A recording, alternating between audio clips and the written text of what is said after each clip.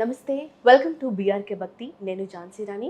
ఇవాళ మన స్టూడియోలో ప్రముఖ ఆధ్యాత్మికవేత్త డాక్టర్ అనంతలక్ష్మి అమ్మ విచ్చేశారు. అమ్మని అడిగి మనకున్న సందేహాలను నివృత్తి చేసుకుందాం. నమస్కారం అమ్మ. నమస్తే అమ్మ. అమ్మ, నేను ఒకటి విన్నాను, మంచం మీదే తినడం, మంచం మీదే కూర్చోవడం, అన్నీ మంచం మీదే చేయడం దరిద్రం అంటారు. అది నిజమేనా? నిజమేనమ్మా. మంచం దేనికోసం? నిద్రపోవడం కోసం, పడుకోవడం కోసం. పడుకోవడం కోసం మనం కేటాయించినటువంటి మంచం మీద వేరే పనులు చేస్తే ఏం బాగుంటుంది? దేనికి కేటాయించింది దానికే వాడాలి కదా. అవును, అంతే కదా. అవును. పూజ గదిలో పూజ చెయ్యాలి, పడక గదిలో పడుకోవాలి, స్నానాల గదిలో స్నానం చేయాలి. అన్ని గదులే కదా అని ఇక్కడ పని అక్కడ, అక్కడ పని ఇక్కడ చేస్తామా? చెయ్యం కదా. ఎక్కడి పని అక్కడే చేయాలి, దేనికి కేటాయించింది దానికే చేయాలి. అంతే. అంటే ఇప్పుడు మంచం మీదే గర్భిణీలు కానీ, కాళ్ళ నొప్పులు ఉన్న వాళ్ళు కానీ, వాళ్ళు మాత్రమే తినొచ్చు అంటారా మరి? అమ్మ, మంచం మీద కూర్చుని ఎవరైనా తిన్నారంటే అయితే ఈ కేటగిరీలకే ఉంది. ఎందుకంటే గర్భిణీలు కాదు, బాలెంతలు. బాలెంతలు ఆ 10 రోజులు వాళ్ళని మంచం మించి కదలనిచ్చేవాళ్ళు కాదు పూర్వం. ఎందుకంటే అప్పటి పరిస్థితులు వేరు. ఇప్పట్లాగా ఇప్పుడున్న సాధన సామాగ్రి అది ఉండేది కాదు. వాళ్ళు గదిలో నుంచి బయటికి రాకుండా అక్కడే కూర్చోబెట్టి వాళ్ళకి వీలైనంత వరకు కాలకృత్యాలు కూడా అక్కడి నుంచే ఎక్కువ దూరం కదలకుండా దరిదాపుల్లోనే చేసుకోవడానికి ఏర్పాట్లు చేసి, అంటే పూర్వకాలం ఊరికి దూరంగా వెళ్ళేవారు కదా, అట్లా కాకుండా బాలెంతలకు మాత్రం చాలా దగ్గరలో ఏర్పాట్లు చేసి వాళ్ళని కదలనీయకుండా ఉంచేవారు. ఎందుకంటే తర్వాత రోజుల్లో వాళ్ళకి ఎటువంటి గర్భసంచికి సంబంధించినటువంటి వ్యాధులు రాకుండా ఉండడానికి. అటువంటి సందర్భంలో వాళ్ళు అక్కడే కూర్చోవాలి, కింద కూర్చోలేరు, పైకి లేవలేరు, బయటికి రాలేరు, అసలు రాకూడదు. అటువంటి సమయంలో ఏం చేస్తారు? పెట్టే ఆహారం ఏదన్నా మంచం మీద కూర్చునే తింటారు. అటువంటి వాళ్ళు కానీ, మంచం మించి లేవలేకుండా మంచానికి అతుక్కుపోయే రోగం వచ్చిన వాళ్ళు కానీ మంచం మీద కూర్చుని తినచ్చు. మిగిలిన వాళ్ళు ఎవరు మంచం మీద కూర్చొని తినకూడదు. దరిద్రమే అంటారు. దరిద్రం ఎలా? మామూలు దరిద్రం కాదు. ఇప్పుడు మనం తింటున్నాం, ఎంత లేదన్నా ఇంత మెతుకు కింద పడకుండా ఉంటుందా? పడుతుంది. పోనీ మెతుకులు కింద పడకుండా చాలా కేర్ఫుల్గా తిన్నా కానీ ఏదో ఒకటి తుంపర్ లాంటిదో మనం ఏదన్నా కరకరలాడే తింటే ఒక పలుకో కింద పడి చీమలు పట్టం, చీమలు పడతాయి. లేదంటే రకరకాలైనటువంటి క్రిములు, కంటికి కనపడనటువంటి బ్యాక్టీరియా లాంటివన్నీ చేరతాయి. ఆరోగ్యపరంగా చూస్తే ఇవన్నీ ఎలాగో ఉన్నాయి. తర్వాత మంచం మీద కూర్చుంటే మామూలుగా ఇలా కూర్చొని తినలేం కదండి. ఇలా పడుకుని అలా పడుకుని ఇట్లా రకరకాల విన్యాసాలతో తింటాం. ఈ విన్యాసాల్లో గొంతుల్లోనూ పడచ్చు, రకరకాల సమస్యలు రావచ్చు.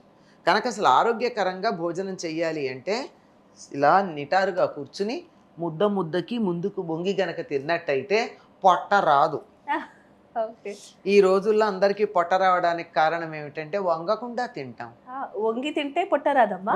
ఈ విషయం ఎవరికి తెలియదు. నాకు తెలిసి చాలా అందరికీ తెలుసు, పూర్వులకి. ఈ కాలం పిల్లలకి తెలియదు. మాకు తెలియదమ్మా. మీకు తెలియదు. ఇప్పుడు మామూలుగా ఇలా కింద కూర్చుని బాసి పెట్టేసి కూర్చుంటాం కదమ్మా. బాసి పెట్టేసి కూర్చుని కింద ఇలా ఉంటుంది, కంచంలో అన్నం కలుపుకుంటాం, ఒక ముద్ద తీసుకుంటాం. ఇలా తినడం కన్నా కొంచెం కనీసం చెయ్యి కన్నా వంగుతామా, తర్వాత కింద పడకుండా ఉండాలి, ఇలా పెట్టుకుంటాం, తర్వాత ఇలా తింటాం. ఇక్కడ నోట్లో తిని ఇక్కడ నెమ్మదిగా ఇక్కడికి జారుతుంది. దాంతో ఏమైంది, ఇక్కడ ఈ జారే లోపల కొంచెం నవ్వులుతాం, కిందకి ఎడుతుంది. ఈ పొట్ట బ్రహ్మాండమైన ఎక్సర్సైజ్ జరిగిందా లేదా? పేగులకి జరిగింది. ఇదే కారణం. ఇంత హాయిగా ఉంటుంది. ఇలా కూర్చుని తినడంలో అసలు భోజనం చేయడంలో ఉన్న పద్ధతులు గనక చూస్తే అది వేరే విషయం చెప్తున్నా. మంచం మీద కూర్చుని ఇలాంటివి కుదరవు గనక అనారోగ్యానికి కారణం అవుతుంది. అనారోగ్యంగా ఉన్నవాళ్ళు మంచం మీద కూర్చొని తింటారు, మంచం మీద కూర్చొని తినే వాళ్ళకి అనారోగ్యం వస్తుంది. అందులో అనుమానం లేదు. రెండు ఒకదాంతో ఒకటి కలిసి ఉంటాయి. మంచం మీద కూర్చొని చదువుకుంటారు, చాలా తప్పు. చదువు రాదు. పడుకుని చదువుకోకూడదు. కంటికి మంచిది కాదు, ఒంటికి మంచిది కాదు. అసలు సబ్జెక్టు మీద రెస్పెక్ట్ లేనట్టు. సబ్జెక్టు మీద నీకు రెస్పెక్ట్ లేకపోతే సబ్జెక్టుకి నీ మీద ప్రేమ ఎందుకు ఉంటుంది? అందువల్ల సబ్జెక్ట్ రాదు. అంచేత మంచం మీద పడుకోవడం తప్ప ఏ పని చేయడానికి పనికిరాదు. హరికి చచ్చిపోవడానికి కూడా మంచం పనికిరాదంటారు. ఎందుకల్లమ్మా? అది మంచం భోగం అమ్మా, భోగానికి సంబంధించింది మంచం. మరణం అందుకే పూర్వులు ఎవరైనా ఉన్నట్టయితే వాళ్ళు ఆఖరి క్షణం ఉందంటే గభాలను కింద పడుకోబెట్టేవారు. మంచం మీద పోతే ఉత్తమ గతులు రావడం కష్టం చాలా. దానికి ఏవో పరిహారాలన్నీ చెయ్యాలి. అంచేత అది పనికిరాదు. అమ్మ అలాగే మంచం మీద ఏమైనా వస్తువులు పెట్టుకోవచ్చు అంటారా? అంటే దిండు దుప్పటే కాకుండా. చాలా విషయాలు పెట్టుకోరమ్మా. పుస్తకాలు పెట్టకూడదు, నగలు, డబ్బు, దేవుడికి సంబంధించిన వస్తువులు మంచాల మీద పెట్టరు. పెట్టరు. ఎందుకంటే అది భోగానికి సంబంధించింది కదా. అంచేత దాని మీద పెట్టకూడదు. డబ్బులు కూడా మంచం మీద పెట్టకూడదు అని చెప్తారు. కానీ చాలామందికి ఒక అలవాటు ఏంటంటే దిండు కింద డబ్బులు పెట్టేసుకోవడం, పరుపుల కింద డబ్బులు పెట్టేసుకోవడం జరుగుతూ ఉంటాయి. సరే మాకు కలిసి రావట్లేదండి అదండి అని రకరకాల మాటలు చెప్పేవాళ్ళు ఈ పనులు చెప్పరు, నేను చేస్తున్న ఈ పనులు ఇవ్వండి అని. చేత ఇటువంటి మానేస్తే చాలా బాగా ఉంటుంది. తర్వాత ఎందుకు చేయకూడదు అనే ప్రశ్న కూడా చాలామందికి వస్తుంది. మంచం మీద పడుకున్నప్పుడు రాత్రి కదా పడుకుంటాం. సాధారణంగా సంప్రదాయం తెలిసిన వాళ్ళు పగటి పూట మంచం మీద పడుకోరు, కూర్చొని కూడా కూర్చోరు. ఎప్పుడన్నా పగలు పడుకోవాల్సి వస్తే నేల మీద చాప వేసుకుని పడుకుంటారు, లేకపోతే ఊరికే పడుకుంటారు తప్ప మంచం మీద పడుకోరు. మంచం మీద పడుకున్నారంటే రోగులే, అంతే, రోగం వచ్చినట్టే లెక్క. ఎందుకు అంటే మనిషి రాత్రిపూట పడుకున్నప్పుడు శరీరంలో జీవక్రియ చాలా వేగంగా జరుగుతుంది. జీవక్రియ వేగంగా జరిగింది అంటే చెమటలు వస్తాయి. చెమటలు మనకు కనపడవు, కానీ మిగిలిన అన్ని రంధ్రాల్లోంచి వచ్చే చెత్త కనపడుతుంది కదండి. నోట్లోంచి పాచి, కళ్ళల్లోంచి కుసి, పిల్లలకి అయినట్టయితే చెవుల్లో కూడా అన్నీ తీసేవాళ్ళం. ఇంకా ఇతర ఫ్లషింగ్ అవుట్స్ అన్నీ ఉన్నాయి మనకి. వీటితో పాటు ప్రతి రోమకూపం నుంచి కూడా చెమట వస్తుంది. మంచం మీద పడుకుంటే మామూలుగా మంచం మీద పడుకున్నా ఎక్కడ పడుకున్నా రాత్రిపూట నిద్రపోయావు అంటే వచ్చేదంతే. అందుకే కదా నిద్రపోతాం. శరీరం మళ్ళీ ఉత్తేజితం కావాలి, రేపు పొద్దున తాజాగా ఉండాలంటే అలసట తగ్గాలి. అలసట తగ్గాలంటే లోపల రక్త ప్రసరణ బాగా జరగాలి. రక్త ప్రసరణ జరిగింది అంటే జీవక్రియ బాగా జరిగింది, మెటాబాలిక్ యాక్టివిటీ అంటారు. మెటాబాలిక్ యాక్టివిటీ జరిగినప్పుడు ఇటు ఎనర్జీ వచ్చి టాక్సిన్స్ అన్నీ బయటకు వస్తాయి. 1-2 రూపాల్లో వదిలేస్తున్నాం. కళ్ళల్లో పూసి, నోటిలో పాచి, ముక్కులు క్లీన్ చేసుకుంటాం. అన్ని రంధ్రాలతో పాటు రోమకూపాల్లో కూడా అటువంటి చెమట వస్తుంది. దుప్పటి దాన్ని పీల్చుకుంటుంది, అందువల్ల మనకి చెమట కనపడదు. సమ్మర్లో కానీ ఎప్పుడన్నా చూడండి, కొంచెం ఒంట్లో బాగుండకపోయినా పడుకున్నట్టయితే మనం పడుకున్నంత మేర చెమట మార్క్స్ ఉంటాయి, మామూలుగా ఉండవు. అంతే కదా. అలా ఉన్నటువంటి దాని మీద మనం మంచి పనులు ఎలా చేస్తామమ్మా? అంత చెమటతో నిండి ఉన్నటువంటి దాని మీద.